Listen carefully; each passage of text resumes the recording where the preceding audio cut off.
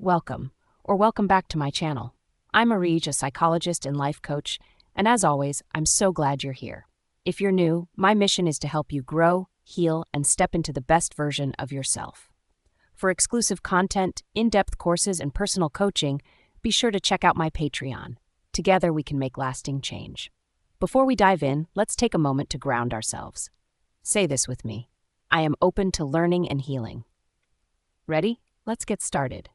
Today, we're unpacking a deeply important topic: the differences between complex post-traumatic stress disorder, C-PTSD, and post-traumatic stress disorder, PTSD, what sets them apart, how they manifest, and what recovery looks like.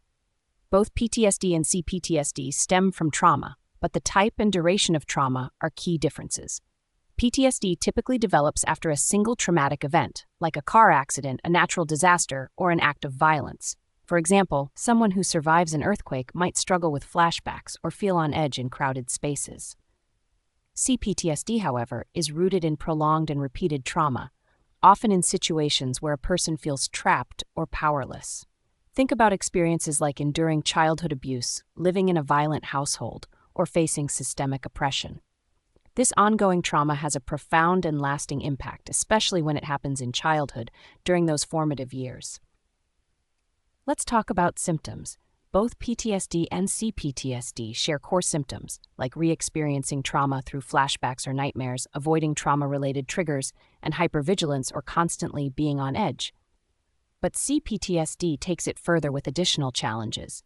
Emotion regulation issues, where intense sadness, anger, or even suicidal thoughts can surface, a negative self-image, feeling worthless or fundamentally different from others, relationship struggles, such as fear of intimacy, trust issues, or unhealthy dynamics. Detachment, where people feel disconnected from their emotions like living in a dream, or even forgetting parts of the trauma. And core belief disruptions, such as losing faith in yourself, others, or the world. Here's where things get tricky. C-PTSD isn't officially recognized in the DSM-5, the diagnostic manual most clinicians use. Instead, it's categorized under PTSD, which doesn't fully capture its complexity. The ICD-11, used internationally, does recognize C-PTSD as a distinct condition. This mismatch can make diagnosis and treatment inconsistent, which is why awareness and advocacy are so important. Treatment for C-PTSD and PTSD overlaps but also has its own focus areas.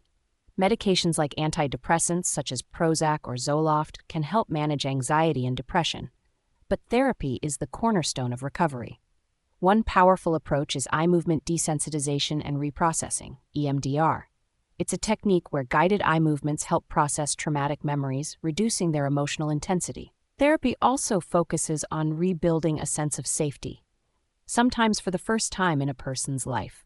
For example, a therapist might work with someone to challenge deeply ingrained negative beliefs like, "I'm not enough."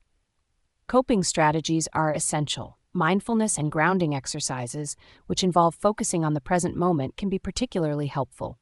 For example, touching a soft object and noticing its texture or naming 5 things you can see around you can help during flashbacks or intense emotional moments.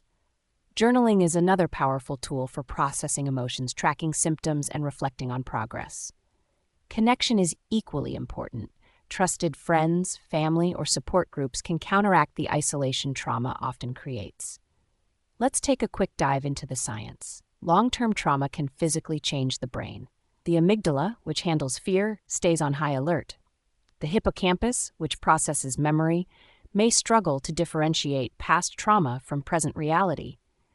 The prefrontal cortex, responsible for decision-making, may become less effective. Understanding this helps us see why symptoms can feel so overwhelming. These changes are not just in your head. They're a natural response to prolonged stress. If you or someone you know is struggling, please seek professional help. Trauma-focused therapists can offer the support and tools needed to heal.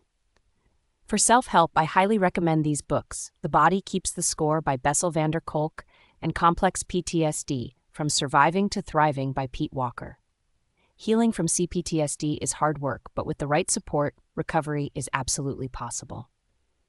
Thank you so much for being here today. Remember, every small step you take toward healing is progress. If you're ready to dive deeper into these topics and create meaningful, lasting change, check out my Patreon for exclusive content and coaching. As always, I'd love to hear from you. What resonated with you today? Are there specific topics you'd like me to cover in the future?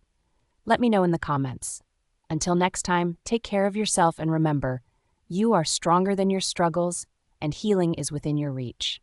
Keep shining bright.